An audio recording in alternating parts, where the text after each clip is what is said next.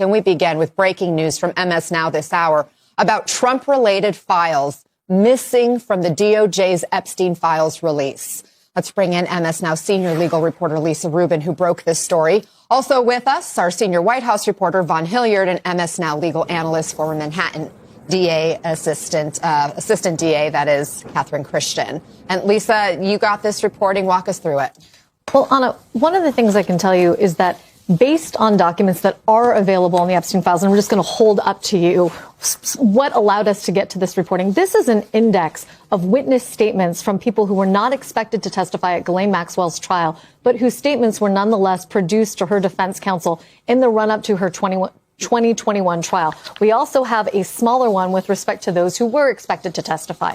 And based on those indices, as well as documents available in the file, MS Now can report that there is at least one witness for whom 3 interviews with the FBI in rapid succession in 2019 are missing. And you might say, well, what's the big deal about that? Well, the big deal about that is that we can also confirm that that woman is the same person who in a 2025 FBI presentation is identified to have accused Donald Trump of a sexual assault when she was between 13 and 15 years old.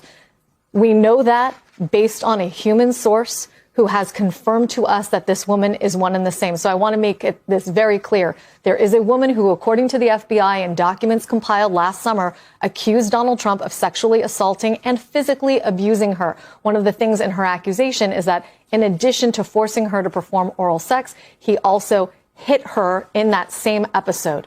We have now connected that woman to someone who was interviewed by the FBI 4 times in 2019. Of those 4 interview memoranda, which are listed in this index that I'm holding up right here, only one of them can be seen. And in that interview, the accusations against Trump are not present. At the most, she says that she had met Trump on one occasion without detailing it. And when asked how she understood that Epstein was a person who committed abuse against her, she showed FBI agents a picture that she had been sent by a friend. It was a picture that she was reluctant to share with FBI agents because there was somebody else in the photograph. It turned out to be, according to this interview memo, a well-known photograph of Epstein and Trump together. She said that she was reluctant to show them the full image, lest she incriminate someone that she feared could retaliate against her. That's all that we know from what's publicly available in the files. But we know that this woman had other accusations against Trump. Where they are listed or where they've been memorialized, we're not sure. But we can tell you and our viewers that there are 3 other interview memoranda taken by the FBI that are not present anywhere in the Epstein files. And this is a problem that we expect may have recurred with dozens of other witnesses whose files may not have been produced in their totality. Again, this index gives a unique numerical identifier to more than 500 witnesses and lists in numerical order the kinds of documents from which their statements were taken, everything from FBI interview memos to Palm Beach police incident reports to handwritten notes and the like. Going through those methodically, you can see as a layperson or as a reporter what has been produced in the files and what hasn't. And it's our expectation and understanding that there are many other instances in which witnesses, many of whom were alleged victims, don't have all of their statements produced. If these were important enough to give to Ghislaine Maxwell's defense, it's unclear to me what the rationale is for withholding them from the American public, particularly given the text of the Epstein Files Transparency Act. What's the rationale given by the DOJ? Have they given any reason for withholding these documents? MS Now has not yet obtained a statement from the Department of Justice. However, NPR, which was the first to report on this morning, has obtained a statement from the White House in which they haven't defended the lack of transparency with respect to these 3 interview memoranda. Instead, they have fallen back on their defense that Donald Trump is the most transparent president in history, that he has fully committed to producing documents in compliance with the Epstein Files Transparency Act.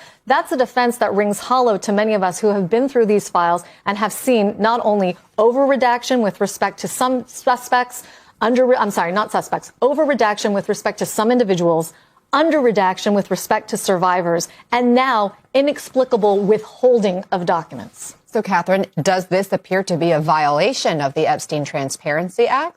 It is, if the purpose of withholding it was for reputational harm, meaning of the President of the United States, because that is a explicitly prohibited ground for withholding a document. Were these documents even produced? Were they taken out by someone in the FBI or DOJ? You know, we know that hundreds of AUSAs and other members of DOJ were looking at these files and redacting. Were they even given those documents? So it's very suspicious, and it goes back to the Florida prosecution, which can be considered very corrupt, where there was a non-prosecution agreement given to Mr. Epstein by the then United States Attorney in the Southern District of Florida. I'm assuming these alleged acts occurred in Florida. So it's very problematic. But if this was part of a 2019 document or some kind of report that happened as recently as 2019, do we have any idea where this report went? We don't. I will say that this particular, where it comes to the Trump accuser who's at the center of our documenting these missing documents, she was interviewed by the FBI in 2019. The alleged abuse by Epstein didn't occur in either Florida or New York. It was somewhere else entirely. But we don't know where these went. And I want to say something about how we know the pages are missing and who might have seen them. Because based on NPR's reporting, many of these documents, and I think some of our viewers are familiar with this, they have a number at the very bottom that starts with EFTA for Epstein Files Transparency Act, and then has a number. That number has a meaning. It's basically a consecutive numbering of pages of a production so that each page has its own unique identifier. NPR basically looked then at the index, compared it to what was produced for this particular witness and her statements, and has, by comparing those page numbers, has counted 50 plus pages that they believe are missing that correspond to these 3 interview memoranda. We have not independently done that ourselves, but I trust that if we were to go through that exercise, they're probably not far off the mark, that there are 50 pages that you would expect to be produced in consecutive order that are missing from this. We can tell you that this particular victim witness had 15 documents that are supposedly reflective of her statements. We, as well as NPR, as well as another independent journalist, have all looked for each of those 15 documents, and all of us collectively have found only 7 of those 15. Again, all 15 of them are reflective of statements that she made, either to federal law enforcement, to state police, via email, but they are all supposed to be reflective of her accounting of events in one way or another. And yet, more than half of the documents that are supposedly attributable to this person are missing, including 3 memoranda prepared by the FBI reflecting interviews that they conducted with her in the fall and summer of 2019. So what I think is also very important to underscore here is that not all of her interview files are missing. It's just some of the interview files, right? I would say most, because we know that this woman gave 4 interviews to the FBI, at least according to this index. Only 1 of those interview memoranda has been shared with the public. That interview doesn't contain any of her apparent allegations against Donald Trump, and yet we know that she has made them. How do we know that? Because the FBI's own internal correspondence and a presentation that they put together in the summer of 2025 reflects that this woman is also the same person who accused Donald Trump of sexually assaulting her. Where she said that, to whom she said that, we still don't know, because 3 of her interview memoranda are missing from the public production of the files. Let me go to Vaughn, because we're just hours away now from the president delivering his State of the Union address. Vaughn, and several Epstein survivors and their families will be in that audience. Will he acknowledge them, or even the release of the files more generally? There is no reason to believe that he will, and none of the preview that has come out of this White House of a State of the Union address has indicated any desire to address the Epstein survivors or the Epstein files. And let's be very clear. Number one, there has not been a single time in which President Trump has expressed sympathy or for regret on behalf of the victims of Jeffrey Epstein and Ghislaine Maxwell.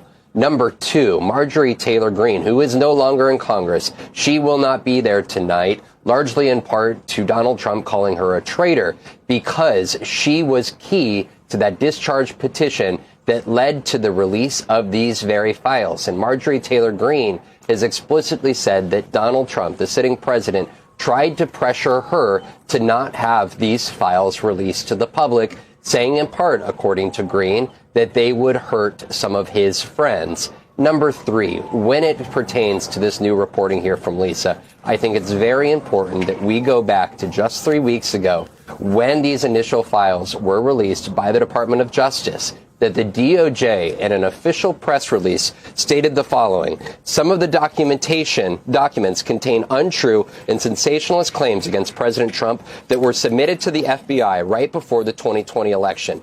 To be clear, the claims are unfounded and false, and if they have a shred of credibility, they certainly would have been weaponized against President Trump already. That was the official statement of this Department of Justice. And now Lisa has gone through these documents, but I think it is important in our reporting that there is, based off of the documents that are available and those that are clearly have not been released to the public, there has been no indication, I'll let Lisa correct me, that this particular witness was ever deemed by the FBI or the Department of Justice to be a witness that was not credible.